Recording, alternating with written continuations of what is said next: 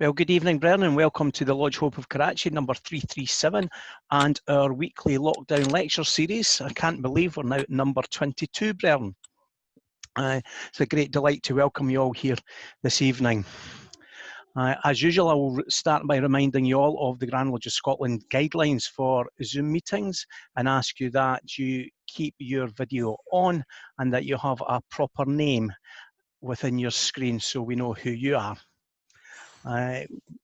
For those of you who didn't see the communication from Grand Lodge of Scotland today, I'll just give you a forewarning that the Grand Master Mason has decided that Freemasonry and meetings in Scotland will now not restart until 2021, and he will review the situation some point in early January. What that means for the Lodge Hope of Karachi is that I now need to try and find another few speakers to keep us going.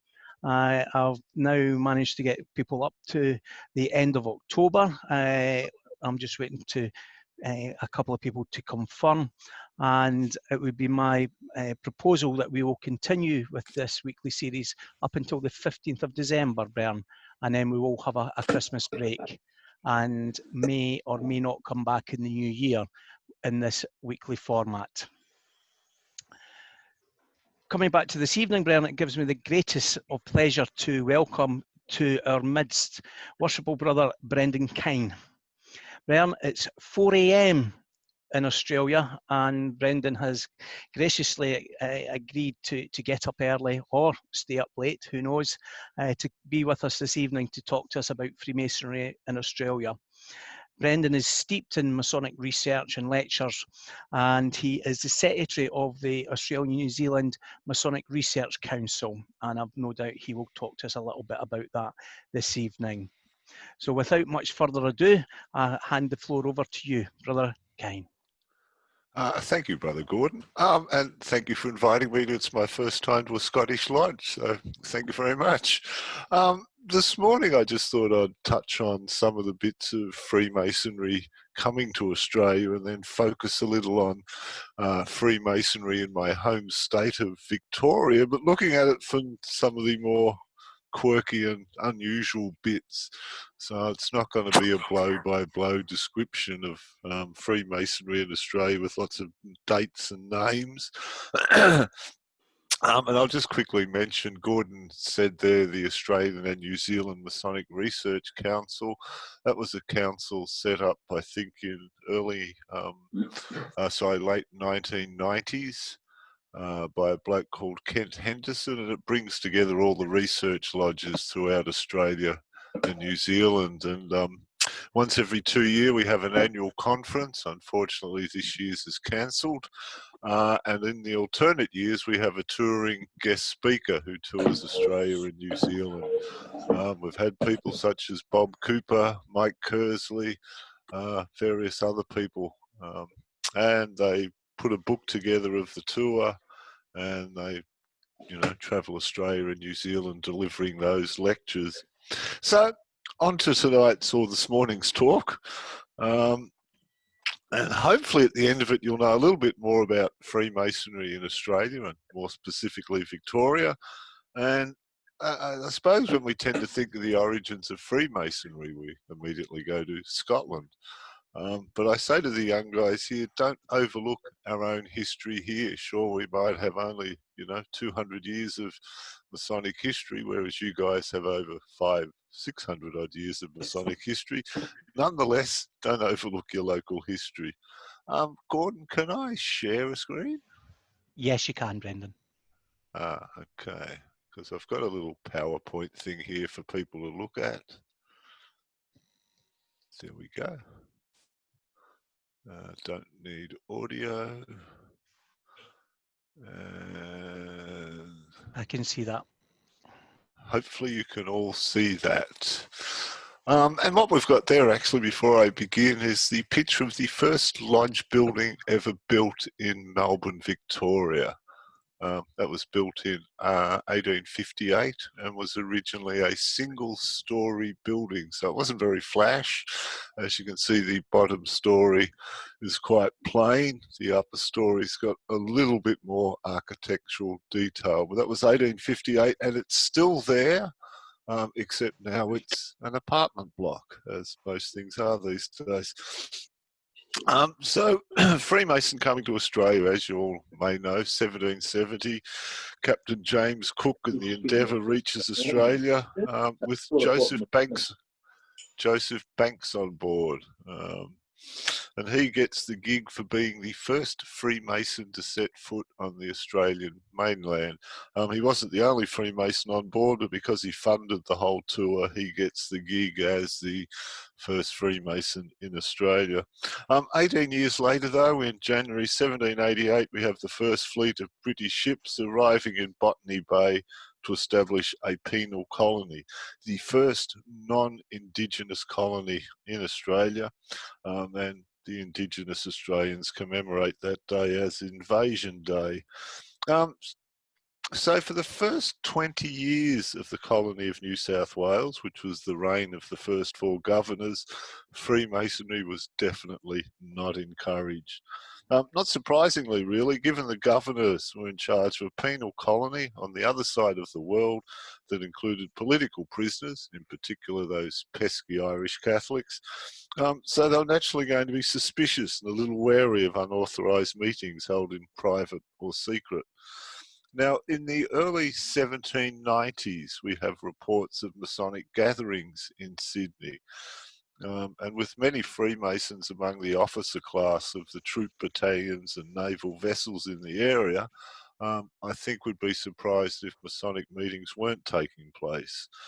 But it met opposition. As I said, the first governor, Governor Phillip, refused to grant his officers permission to form a lodge in the mid-1790s. And we find 2 years later that this place was opened. I suspect they were giving the finger to the governor. We can't have a Masonic lodge, well, we're going to build a pub and call it the Freemasons' Arms. Now, interestingly, the first documented lodge meeting in New South Wales was on a boat in Port Jackson. On the 17th of September 1802, a lodge meeting took place on board La Naturaliste, one of the 3 ships of Captain Nicholas Bourdain's French expeditionary ships. There's a picture of the ship. And at that lodge meeting, a Captain Anthony Fenn Camp was initiated, and a document certifying this event survives and is now held in the Mitchell Library. So it's the oldest document relating to Freemasonry in Australia. So, you know, put that in perspective. Your oldest documents, you know, date from the 1500s. Our oldest documents, 1802. However, this certificate was issued under the Grand Orient of France and was for a Rose Croix degree. It was members of a military lodge under the Grand Orient of France. Now, it's assumed Captain Fenn Camp was a Master Mason at that point to get the Rose Croix degree, but there's no record of him ever participating in any Masonic events after that. So the suspicion is, why was he there? He was doing a bit of spying. And what better way to do it than to go and meet the Masons? So the first documented meeting in New South Wales is French, and it's a Rose Croix degree. Governor King, the 3rd governor, continued his predecessor's opposition to Freemasonry.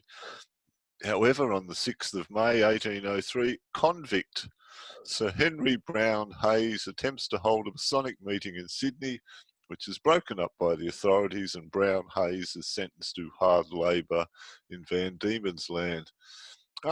Interesting character, sentenced to transportation to New South Wales for forcing a young Quaker girl to marry him. These days we'd probably call it kidnapping, rape, forcing her to marry him and then trying to get his hands on her money, but anyway. And he was pardoned in 1812 and returned home, and as many might know, the conditions for the convicts at that time being transported to New South Wales was horrendous.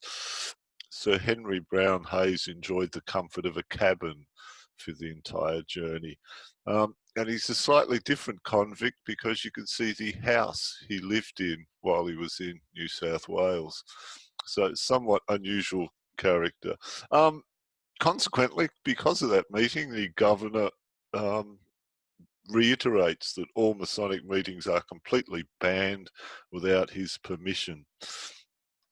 But our fortunes of Freemasonry change in 1810. Lachlan Macquarie becomes the governor of New South Wales, and Freemasons' fortunes change because Macquarie was a Freemason, and he saw the benefit of the Masonic Brotherhood for creating fraternal bonds amongst the military officers, colonial officials, and other men of substance. Australian historian Alan Atkinson described Macquarie as one of those Freemasons who liked polished manhood and good friends more than any arcane knowledge. I kind of like that, polished manhood. Now, the first time we get the Masons out in New South Wales publicly, and this is before a Masonic Lodge actually exists, was a procession to lay a foundation stone for a brother's house. So in 1816, the Freemasons marched to lay the foundation stones of the premises of the worthy and reputable brother, Captain John Piper, consisting primarily of the members of the Lodge of the Social Military Virtues Lodge, which was attached to the British 46 Foot Regiment, holding a Irish travelling warrant. And there's the inscription that was placed under the foundation stone that day. And it's still remembered today as Point Piper in Sydney. Just quickly, a bit of the first lodges. New South Wales or Sydney got its first lodge in 1820. That was an Irish Constitution Lodge. Tasmania followed next with the Tasmania Lodge in Hobart in 1828. And South Australia, 1834, the South Australian Lodge of Friendship. Now that was a slightly unusual lodge. South Australia was the first colony of New South Wales that was going to be completely free settlers, no convicts. Everyone paid their own way to get there or was sponsored. And in the planning, it was a completely planned colony, and in amongst that planning, they included Masonic Lodge. Now, it was consecrated, etc., and met in London. And so when they arrived in this new colony of Adelaide in New South Wales, everything was pre-prepared. They had all the accoutrements of the municipality, etc., and in amongst all of that was the Masonic Lodge. And you kind of think today, not that many people go off founding colonies, that if they were, would they include a Masonic Lodge in their calculations for a new colony? I don't think so. Anyway, Freemasonry coming to Victoria and Melbourne. Now, in the early 1840s, Melbourne is just a few years old and at that time had no city council, few buildings, no public meeting places, but it did have a large number of hotels. To occupy the time, the residents of Melbourne formed many societies, such as the Manchester Unity, the Oddfellows, the St. Patrick's Society, and of course, Freemasonry. And number one on the register of our Grand Lodge here is the Lodge Australia Felix, and its warrant dates from April 1841. The Lodge actually started meeting in the previous year when the soon-to-be magistrate for the Port Phillip district, George Brunswick Smythe, rode from Sydney to Melbourne on horseback with a dispensation warrant in hand. That's a pretty sterling effort. That's about 1,000 kilometres over some fairly rough terrain on horseback. Kind of gives you an idea of the hardy kind of guys that were out here at the time. Naturally, for that sterling effort, he was unanimously nominated as the first worshipful master of the lodge. And there's its original warrant. And you find that just a few months later, the same people form the Loyal Australia Felix Lodge of the Independent Order of Oddfellows. Pretty much the same guys that formed the lodge formed the Oddfellows Lodge with the same name. Now, Lodge Australia Felix, and if you're wondering if the name Felix, Sir Thomas Mitchell, an explorer at one point riding through Victoria in 1836, said that the great pastoral lands of Victoria, he referred to them as Australia Felix. So that name stuck for a while. Lodge Australia Felix was constituted and consecrated, and Brother Brunswick Smythe installed by a bloke called John Stephen. Now, he was a driving force behind the establishment of that lodge. He joined and held high office in all the fraternal societies of the time, the Freemasons and the Oddfellows, etc. Even talked his way into the St. Patrick's Society without having any Irish ancestry, which is curious given his dislike for all things Irish. When he arrived in New South Wales as a police magistrate in 1826, he wrote, "From all the information I've been able to procure, I'm sorry to say that I cannot give a flattering description of the craft. The lodges here receive their authority from the Grand Lodge of Ireland, and the business of them is not conducted in a pleasant, agreeable manner." He was also involved in the establishment of the first English lodge in New South Wales as well. Now, the formation of Lodge Australia Felix, or at the formation, John Stephen was the only experienced past master in Melbourne who knew the oral ritual. Now, he was the obvious candidate for the first worshipful master of the lodge, but he couldn't install himself. So he did the entire ceremony. He did the consecration, the installation, and the investiture of all the officers. Took him pretty much most of the day. Anyway, Brunswick Smythe only ever attended that installation ceremony, never attended the lodge again, and Brother Stevens acted in his stead. Which is interesting. I suspect Brunswick Smythe had neither the time or the inclination at that point to learn the oral ritual, so hence he never turned up to lodge again. Now, the formation of Australia Felix was not appreciated by all in the colony. The lodge was forced to suspend one of its early meetings due to rocks being thrown through the windows. On another occasion, the lodge regalia was vandalised, and this was all in the first 12 months of the lodge's existence.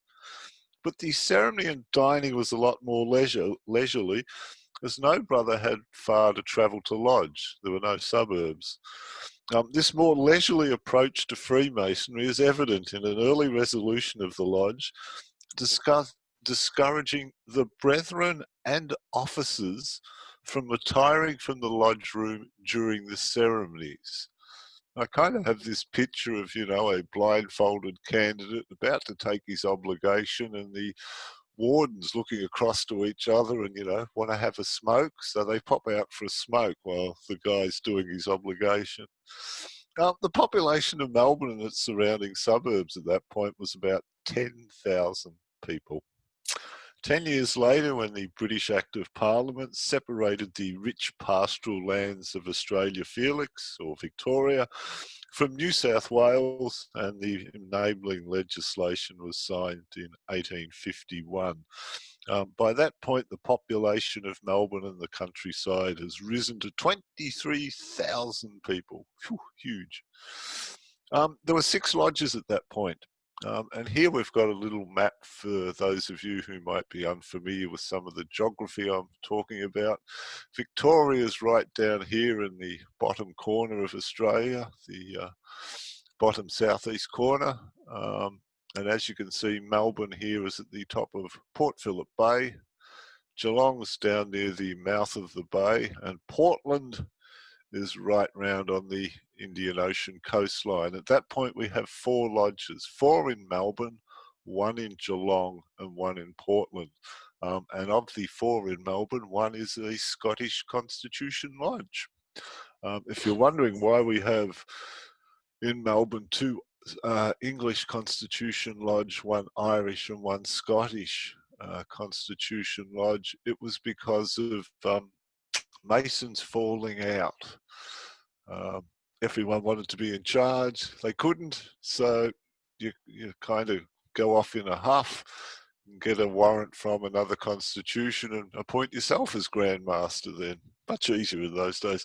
But the Melbourne lodges didn't exactly do all that well because there was 4 of them, a small population, and as I mentioned, most people also members of all these other fraternal societies.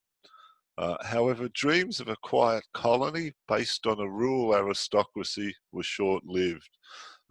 As the ink was drying on that paperwork, inspired by the California gold rush, prospectors found gold in Victoria Clunes, Warrandyte, and in particular Ballarat and Bendigo.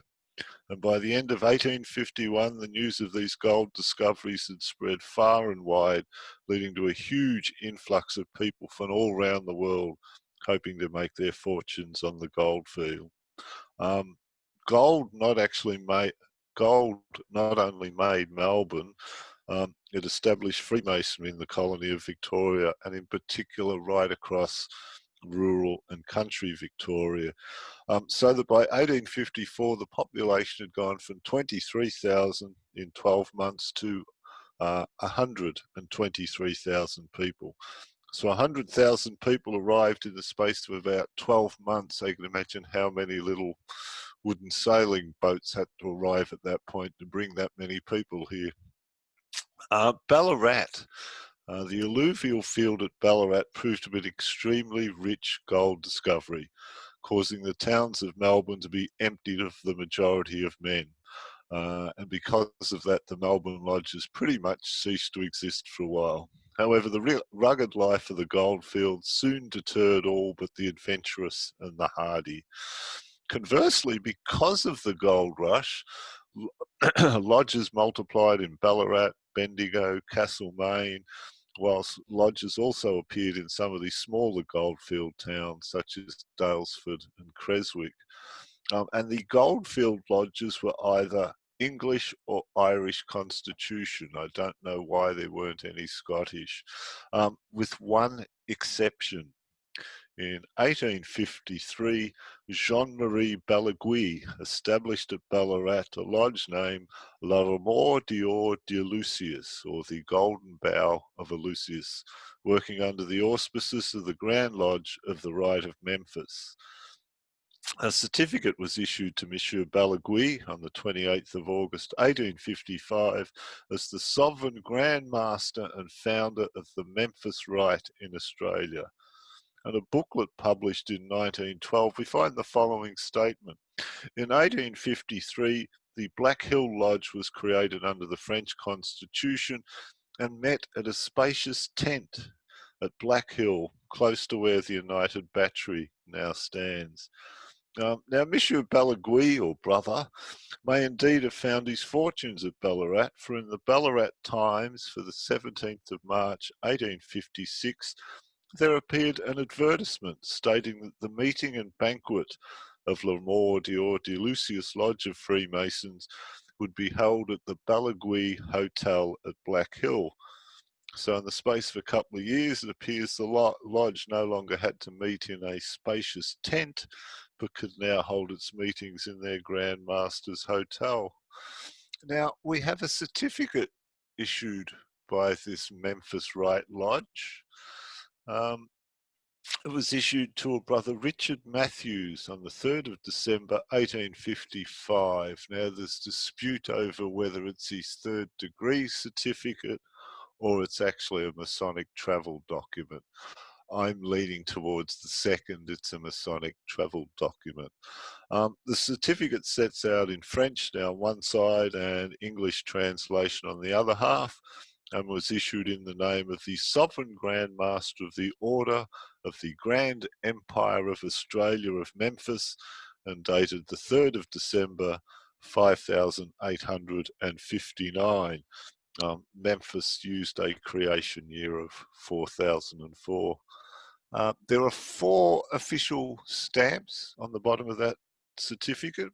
Over here on the left side is the Chancellor of the Order of Memphis. Here we have the lodge seal, which has got the name of the lodge surrounding a golden bough. Over here is a very faded seal, which looks like the Secretary's seal, and just here we have the seal of the Grand Master of the Empire of Memphis in Australia, Jean-Marie Balaguy. Now, Brother Balaguy has signed it as the Sovereign Grand Master. Brother A.E. Collas, 53rd degree, has signed it as the Worshipful Master of the Lodge. And there are 13 signatures of Lodge brethren on the certificate, known to us from surviving records that have been put together of that lodge. Now, 5 of the brethren have written the designation 46 degree after their name, and 1 has written 33. However, there was never any suggestion among the surviving records to indicate that the Le Remords de Lucius Lodge ever worked any degrees above the 3rd degree. Now, the lodge happily continued to work throughout the next couple of years, with many prominent members of the Ballarat community joining what was then the only working lodge in the goldfields. The Victoria Lodge of Ballarat was not constituted until late 1855. Thus, for the first 2 and a bit years of its existence, this Memphis Rite Lodge, La Remords de Lucius, which was the 7th Masonic lodge formed in Victoria, had active Freemasonry on the Ballarat goldfields all to themselves. And as mentioned in the Ballarat Times for the 17th of March 1856, there appeared a notice for the ordinary meeting, election and obligatory banquet. I like that, obligatory banquet of the Le Remords de Lucius Lodge to be held at the Balaguy Hotel at Black Hill on the 23rd of March. And there is the said notice in the newspaper. The notice is in English and in French. The English notice is signed by the lodge secretary, Dr. Henry Mount, the local doctor, and the French notice is signed by the General Secretary of the Order of Memphis in Australia, Brother E. Delahaye. It's curious, though, that the French, in the French part of that notice, just I don't know whether it's written by a Frenchman or not, because it refers to the Black Hill Hotel at Balaguy. It's kind of got the details backward. You'll also notice below that, coincidentally, that the proprietor of the Balaguy Hotel is wishing to leave for Europe and is trying to sell his premises. In a couple of minutes, we'll see that there was a bit of consternation about the existence of this lodge, and Brother Balaguy, the Grand Master of the Order, suddenly disappears from the records completely. Don't know what happens to him. Anyway, not long after that notice appeared in the newspaper, rumours began to spread that the lodge at Black Hill was spurious and decidedly irregular. These rumours caused considerable consternation at the time because many prominent members of the Ballarat community had joined the only lodge, the lodge at Black Hill. The local doctor was the secretary. Respectable men in the town had joined the only lodge in Ballarat. Of course, they were blissfully unaware that the Memphis Rite was not recognised either by the Grand Lodge of France or the United Grand Lodge of England or the Grand Lodge of Scotland. And after much correspondence and consternation, the Board of General Purpose for the Provincial Grand Lodge of England in New South Wales, meeting on the 4th of August 1856, resolved that as having come to the knowledge of this board that certain members or persons styling themselves Masons have established at Ballarat a meeting called a lodge, under the title La Remords de Lucius, said Holden under the Grand Lodge of Memphis, it having come to their knowledge that the said Grand Lodge is not a legally constituted body of Masons, but a spurious order working under the assumed authority of Count Cagliostro. This board do cause these facts to be communicated without delay to all lodges in the province, whether more especially to the Lodge of Victoria Ballarat, urging all not to recognise either collectively or individually the so-called lodge or any person initiated thereto, and to use the utmost diligence in preventing them or any of them from being acknowledged by any Masonic lodge in these colonies. Fairly strong stuff, and you can imagine the absolute apoplexy this kind of thing caused. People were claiming they didn't know, and, you know, please make us a constituted lodge. So the French members of the lodge got together on the 1st of January 1857 at the Balaguer Hotel. Even though he disappears, the hotel keeps the name. And they resolved to seek a warrant for a new lodge to be called the Ballarat Lodge. And there's the first page of the minute book there. It's just as an aside there, it's kind of curious. They've all written their Masonic jurisdictions after their name. Several have written GO, Grand Orient, which at that time was kosher. A couple have written Mishram. Now, Mishram was the origin of the Rite of Memphis, and the Grand Lodge of Mishram was held in no better stead than the Lodge of Memphis. But no one seemed to pick up on that point or bother from the fact that the members of this lodge, if you're going to call one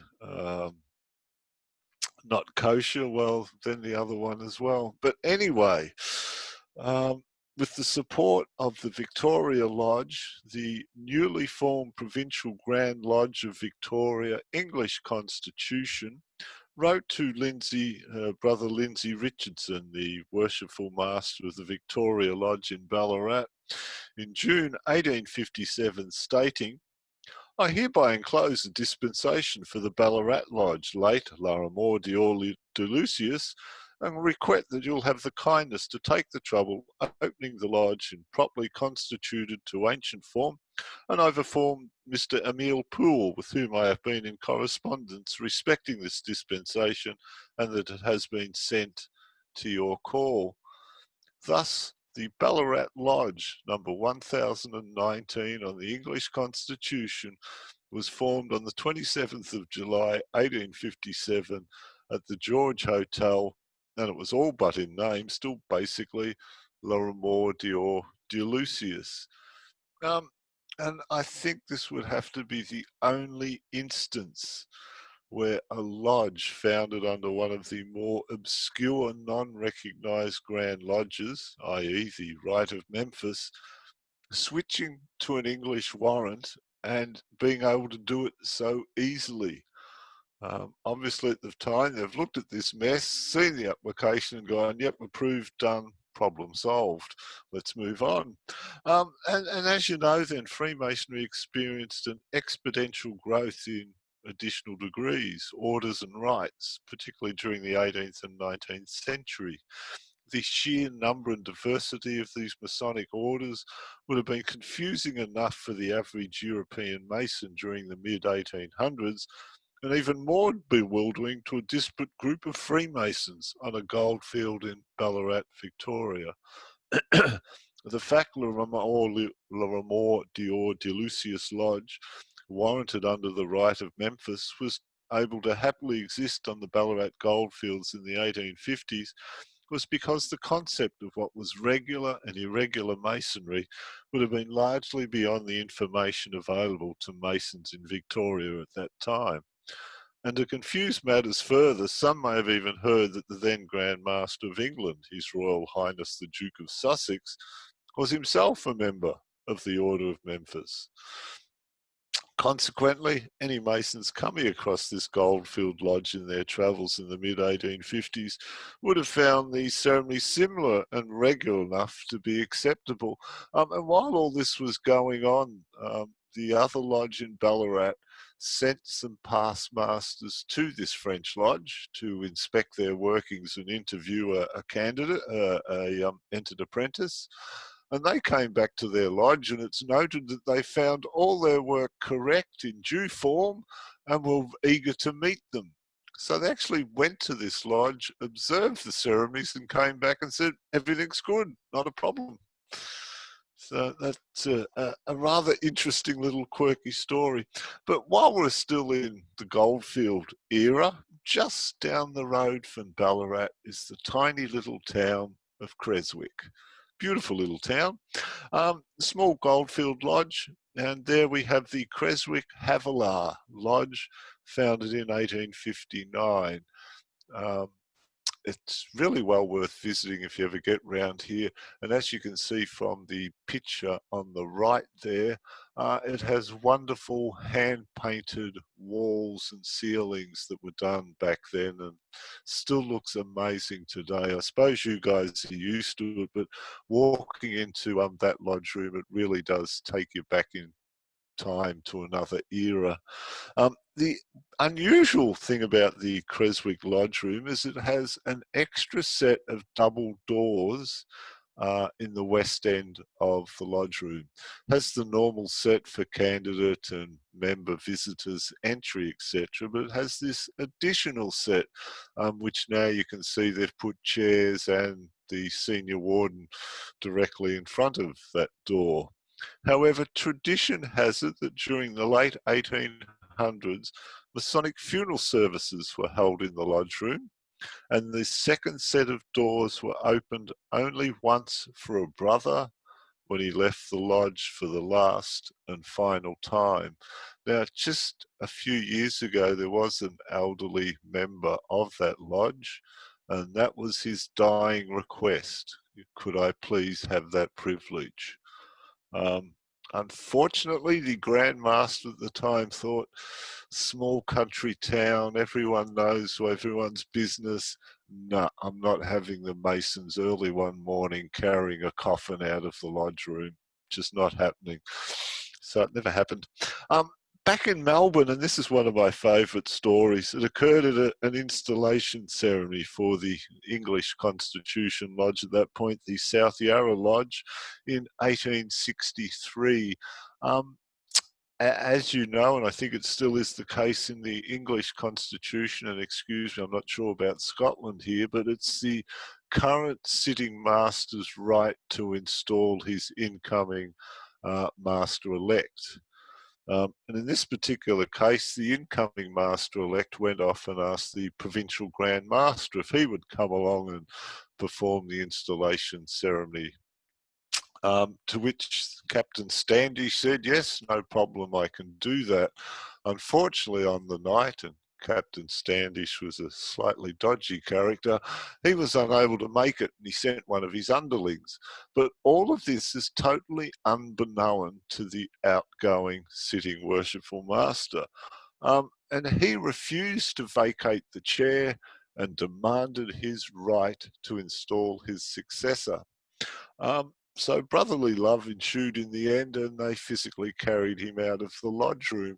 Now, I have this mental picture of him still sitting in the chair as they carry him out, you know, sort of, like a king sitting in his divan. But I have a feeling it was a lot more physical than that when they threw him out of the lodge room. And believe me, it caused bitterness for several years after that. And just quickly, in 1883, the Grand Lodge of Victoria was formed with George Coppin as the Grand Master. Unfortunately, this Grand Lodge didn't attract large support from its members, and its support primarily came from the Irish lodges. So with the formation of the Grand Lodge of Victoria, we had 6 years of bitterness and disharmony and disappointment. I won't go into all of that messy stuff, but 6 years later, we have the United Grand Lodge of Victoria formed with Sir William John Clark as the first Grand Master of this United Grand Lodge. That brought together the Scottish, Irish, English, and the Victorian Constitution Lodges. And this painting here of Clark, done by the English artist Waite, you can see they had it done in time for this foundation of the United Grand Lodge, because there it is sitting up behind him in the original picture in 1889. Now, Sir William Clark, He was born in Tasmania in 1831. And by the age of 30 was managing his father's businesses. When his father died in 1874, Sir William became very wealthy. He was the largest landowner in Victoria, governor of the Colonial Bank, member of the Legislative Council until his death, and Queen Victoria made him a hereditary baronetcy for his services as the president of the Melbourne exhibition in 1880, 1881. And there's the Melbourne Exhibition Centre as it looked then, and basically Clark paid for that to be built. So for the outlay of that money, he got a hereditary baronetcy which still exists today. Clark was initiated at the Tasmanian Union Lodge in 1855. Now, and curiously, in 1880, the provincial Grand Mastership of the Irish Constitution in Victoria becomes vacant, and he's asked if he would fill that role, which he willingly said yes to. In 1883, the provincial Grand Mastership of the Scottish Constitution in Victoria becomes vacant, and he was asked if he would also take on that role, and he said yes, I can willingly do that. And just a few months later, also in 1883, the provincial Grand Mastership of the English lodges becomes vacant. So who do you think they asked to fill that role? Sir William John Clark. So by the end of 1883, Sir William John Clark is the provincial Grand Master for the Scottish, Irish and English Constitution Lodges in Victoria. And I just found this quite recently in December 1883 at a meeting of the Robbie Burns Lodge, number 9 on the Victorian Constitution roll, meeting at the Belgravia Hotel in Footscray. Brother Sir William John Clark was voted as a joining member, thereby making him a member of all 4 Masonic jurisdictions then in existence in the state of Victoria. So you can kind of see why he was the unanimous choice for Grand Master in 1889 for the United Grand Lodge of Victoria. Now, as I mentioned, Clark was the largest landholder in Victoria.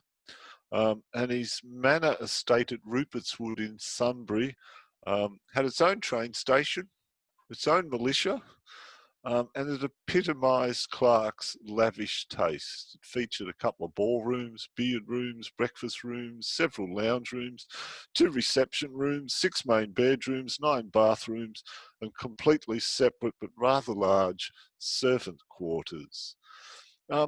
But Sunbury's about 40 kilometres out of Melbourne, and because of all his other duties, he didn't quite often get back there of an evening. So he had a small bungalow built in Melbourne for when he had to stay in Melbourne. And that was his city property, Cliveden. Unfortunately, that was demolished in the 1960s for a rather unattractive Hilton hotel. And Clark's death came in a uniquely Melbourne way. He died of a heart attack getting off a tram in Collins Street out the front of Grand Lodge building. His successor, Lord Brassey, Thomas Baron Brassey. He was born in Stafford, England in 1836. In 1866, he was called to the bar.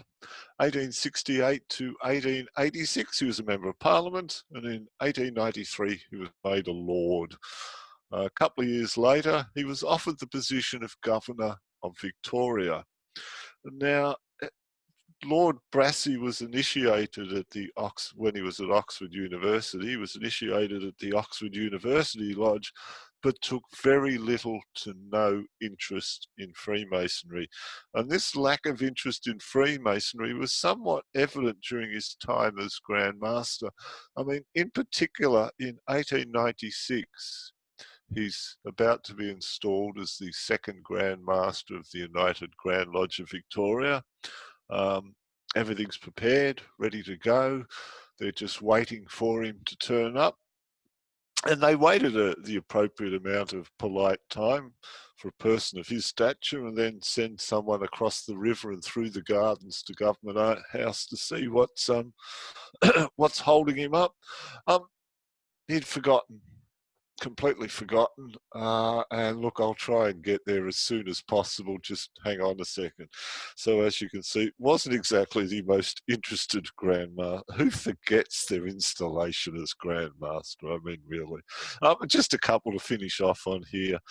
I've jumped forward a little to some stuff I was poking around during the Depression era. And in country Victoria, we find the rural Victoria at the time, the local Masonic Lodge was very much a part of the fabric of the town. And this was evident in 1931 as we glimpsed the response of some of the rural Masons to the threatening and frightening times confronting them.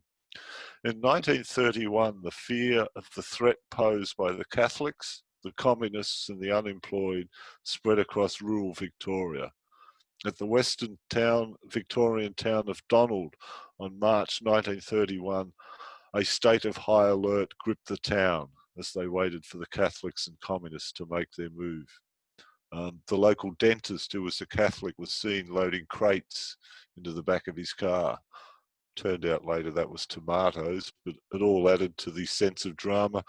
The Masonic Lodge, meeting on the second Thursday of the month, placed armed guards outside the perimeter of their lodge building for fear of Catholic treachery. And just, I like this one, I might finish on this note. As an aside, one of the most interesting reasons, because quite often during the Depression era, you find brothers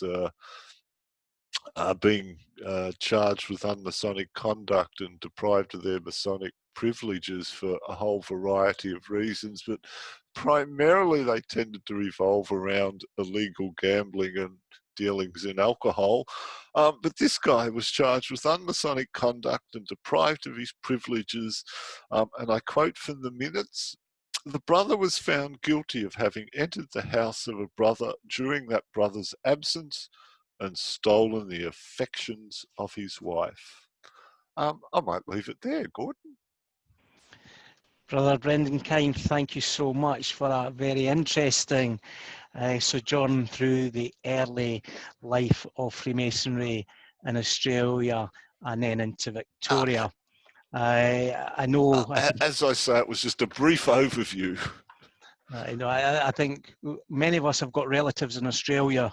Many of us, and particularly my father, is a big fan of Melbourne, and particularly that cul-de-sac, Ramsay Street. I'll probably get a row for that, Brendan, but he was a big fan of Neighbours for many years. Interestingly, we've sent one of our own to look after you Victorian Masons just now. Brother Keith Murray is the Grand Master of Masons, and he's a Scottish Freemason from Paisley Way, and I think many of the brethren here this evening actually know Keith and have met him when he's come back to Grand Lodge of Scotland and come back to his mother lodge over the last few years.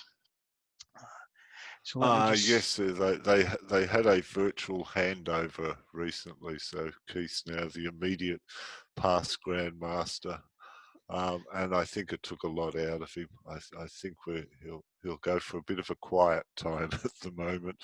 I think the water's got a bit choppy for poor Keith, unfortunately. Not so good. What can I say? I think that I was looking at some of the faces when you were speaking, and there's a past provincial Grand Master, and he was having a good giggle to himself when you were talking about the master getting taken out in the chair. I'm not sure if he was talking about provincial Grand Masters being like that or masters of their own lodges, but no doubt he'll tell me that privately by messenger later on, won't you, Brother Scott?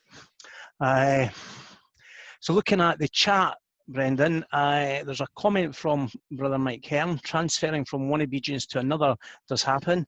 In India, Lodge Perseverance, an English Constitution Lodge, moved to the Scottish Constitution was mentioned in last week's talk on Masonry in India. Also, 3 Grand Orient Lodges in Iran transferred to the United Grand Lodges of Germany in the 60s to become regular. I don't know if it's the heat here in Scotland today, but we've got very few questions in the chat room so far.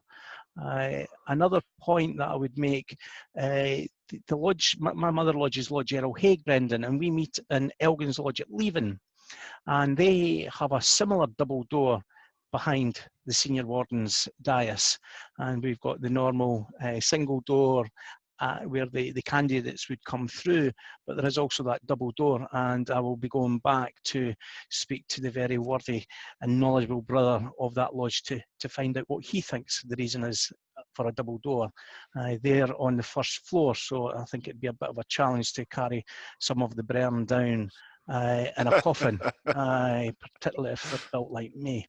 So a comment from Brother Ian Walsh, not a question, just an observation. The story of the PGM being asked to be an installing master then refused entry.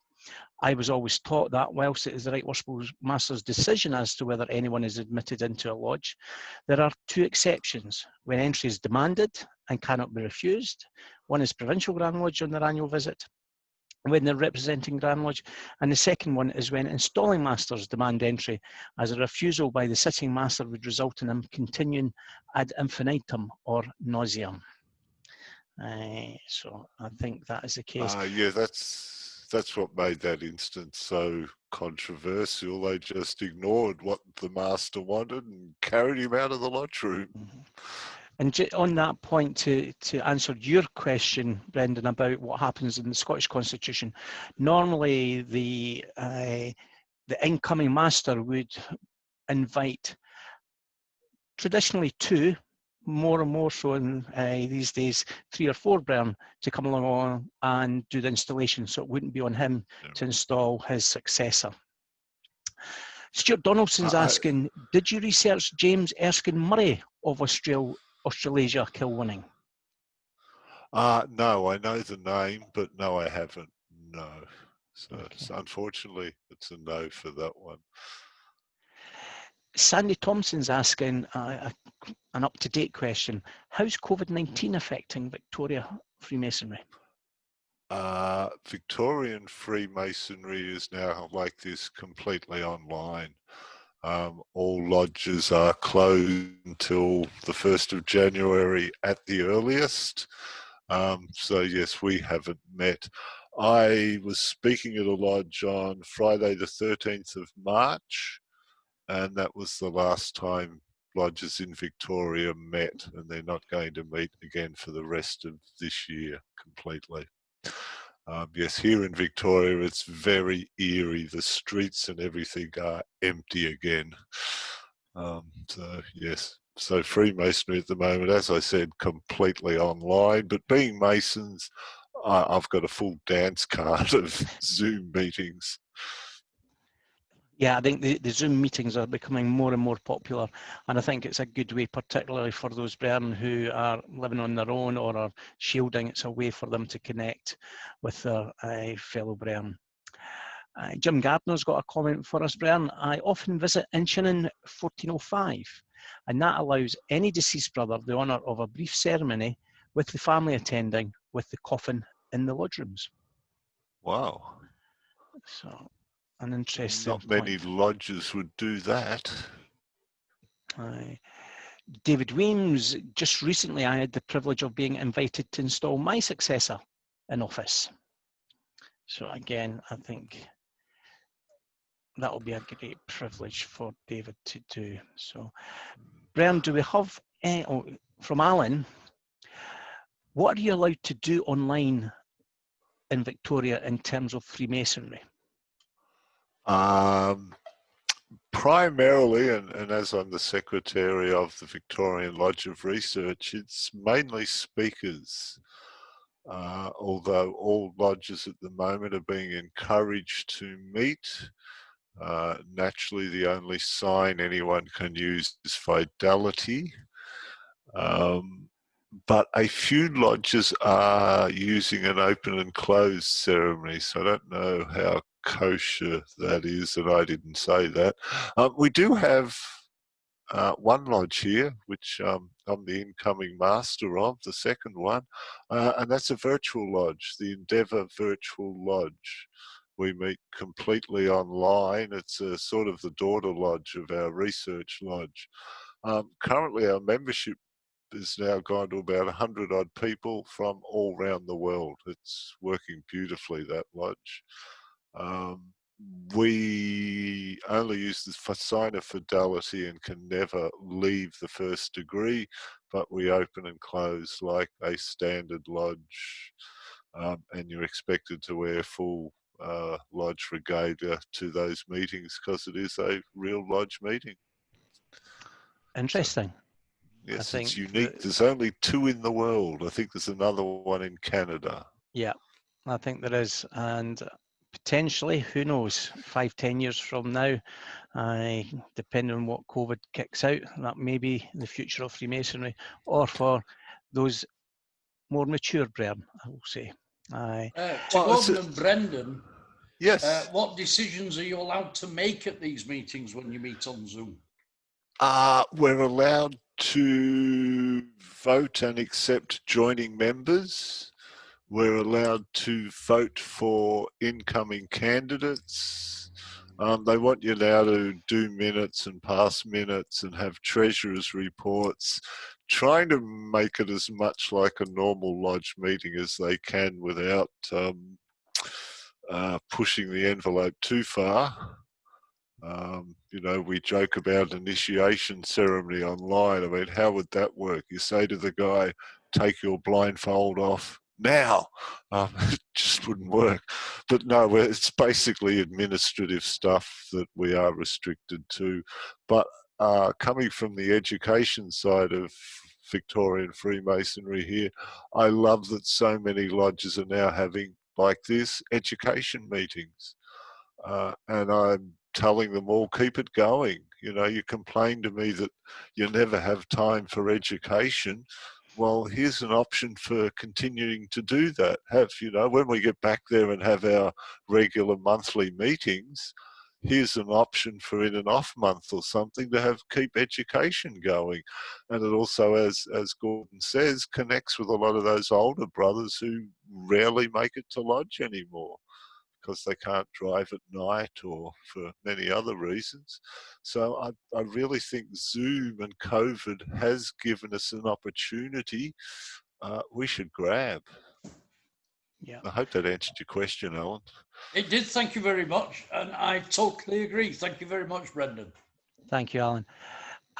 Brendan, we've been asked, what is the mural behind you? And can you tell us a little bit about it? No, I've just been busy in lockdown, so I just whipped that up. No, it's not. It's what's it called? The Athens School, and it's in one of the chapels in the Vatican, painted by Raphael, I think. So no, I haven't been busy in COVID lockdown. Done that myself. It's a famous Italian Renaissance painter, and it's not historically correct because it's got all the Greek philosophers together in the one room, which you know, not possible. Nothing beats a good story for the artist. No, let's get some famous people in there. An interesting question from Stuart McGee. When the Grand Lodges were coming together in each state, was there ever a thought of an Australian Grand Lodge? That's a question that still comes up. Yes, it was at the time, but you know what Masons are like. Once you've got your own districts and stuff, people become very parochial, and you know, who wants to give up their Grand Master to another state to be, you know, the Grand Master of Australia? The whole thing has come up again as numbers have somewhat dwindled. Wouldn't it be more practical to have one administration, one Grand Master for all of the country? And the other 7 Grand Masters go, no. Okay. One of our most prolific Masonic Zoomers, I think it's fair to say about Derek Elder, is saying that Castle Island Virtual Lodge number 190 is in Manitoba. But for us here in Scotland, it's 1 a.m. in the morning. Yes, that's the one I was referring to. We have a kind of relationship with them because they help form our Endeavour Virtual Lodge. I think Stewie Taylor's waving his arm around. I think, Derek, you take me calling you a Zoomer in the spirit it was meant. I suppose 10 months ago, calling a Glaswegian a Zoomer, I might have got something on Masonic said to me. Stuart Taylor, do you have a question? No, I thought he No, did. okay. Brother Martin Gunn's asking, do the Brethren have to pay dues for the internet lodges? Yes. Dues for the internet lodge is quite low for local Masons. It's just basically to cover, the Zoom account and the, bits that go with administering that. But in terms of lodge dues, I mean, there's no expenses. We're not paying any rent or anything on any Masonic centres. We're not having souths or suppers or stuff, except virtual ones. So our dues are quite low, but unfortunately, for those members outside of Victoria that have joined the lodge, our Grand Lodge makes them pay Grand Lodge capitation fees.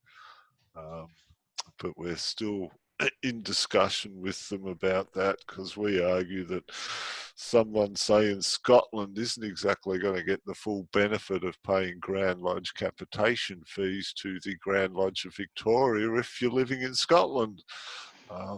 We may win that argument, you never know. So the actual dues are quite cheap, but for those outside of Victoria, you get stuck with Grand Lodge capitation fees, unfortunately. Okay, thank you. Brother Mike Hearn's asking if you would not mind passing on his regards to Brother Tony Pope. He did some research for him on the English Constitution lodges that transferred to the new state Grand Lodges. Yes, I'm still in contact with Tony. Tony's not a young man. And who was the regards from, sorry? That was from Mike Hearn, past Master of Lodge Felix. Okay, I'll pass that on to Tony. He'd like to know that. Wonderful man. But yes, he's getting on a little in years these days. Right, seemingly I've missed Stuart's comment in the chat. Let me just go back. It's not in my chat. So Stuart, if you'd like to put it back in the chat, I'll get it at the bottom. Gordon, it's about 7:54 in the chat. 7:54. Right. 7:55, 7:52, 7:55. So it's not in my chat. I'll copy it over to you. Okay, thank you. Right. So let me just come back down here. So let's get my. So this is a slightly cheeky one, Brendan, from one of my past substitute provincial Grand Masters. He's asking, are you artistic and can you give us a riff on a guitar? I think he's suggesting you look a little bit like Hank Marvin because he settled in Oz, but he didn't know he had a double. So, no, I'll pass on that one. No, so I've never been compared to Hank Marvin before. So from Stuart Taylor, very interesting. I have visited the lodge in Buninyong, I think. Buninyong. Yes, just outside of Ballarat. His daughter and family live there. I had a wonderful experience the first time I went there. I think I was speaking or something. And I only found out afterwards it's a dry lodge when the guy came round with 2 pots. You could have tea or coffee already milk and sugared for you. Well, I think you've just put Stuart off going down to visit that lodge then. You see, it's as dry as, I'm sorry, it's dry. Well, he's hoping to be out there December, COVID permitting, and if not, May 2021, and maybe be able to catch up with you then. I'd probably go for May. Yes. I'd go for May. It's not looking good at the moment. Okay.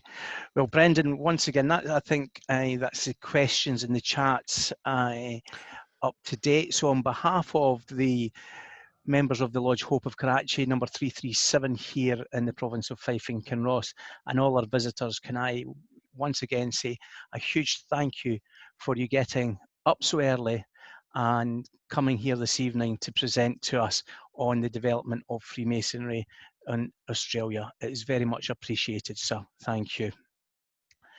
Bren, no problem. thank you, Brendan.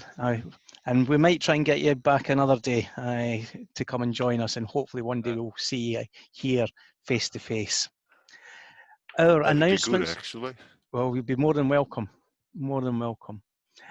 Announcements, Bern, our intimations. The Lodge are hosting our Blue Sky meeting for the research lodges this Saturday, and I hope to see some of you there.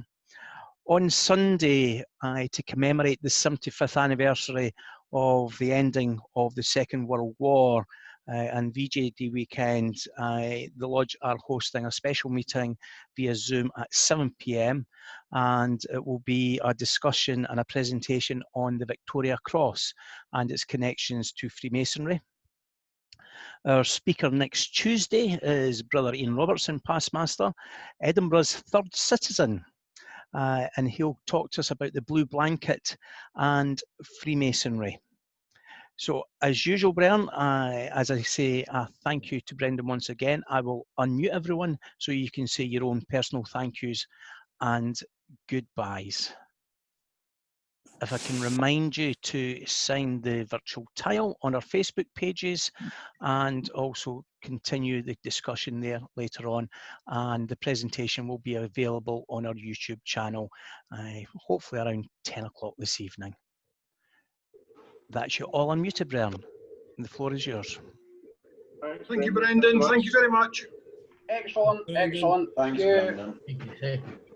Thank you very much. Glad you enjoyed it. Thank you very much. Thank you, Brendan. Super. Thanks, Brendan. That was brilliant.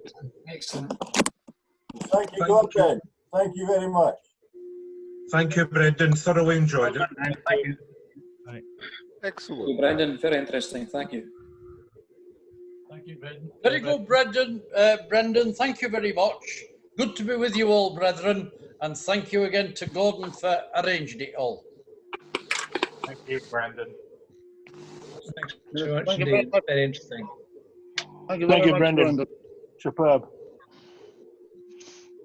Thank you, Brendan, and thank you for being able to join in your meeting today, Gordon. I look forward to, particularly to your meeting on Saturday, if I may. That would be most interesting. You'd be more than welcome, Aubrey. As an ex-serviceman and British Legion member, please put me down for that meeting. I'll send you the details later on this evening. Okay, Ben, I'll give you our normal 5, 4. Thanks, Brendan. 3. See you Saturday, Gordon. 2. Thank you, David. 1. Good night, everybody.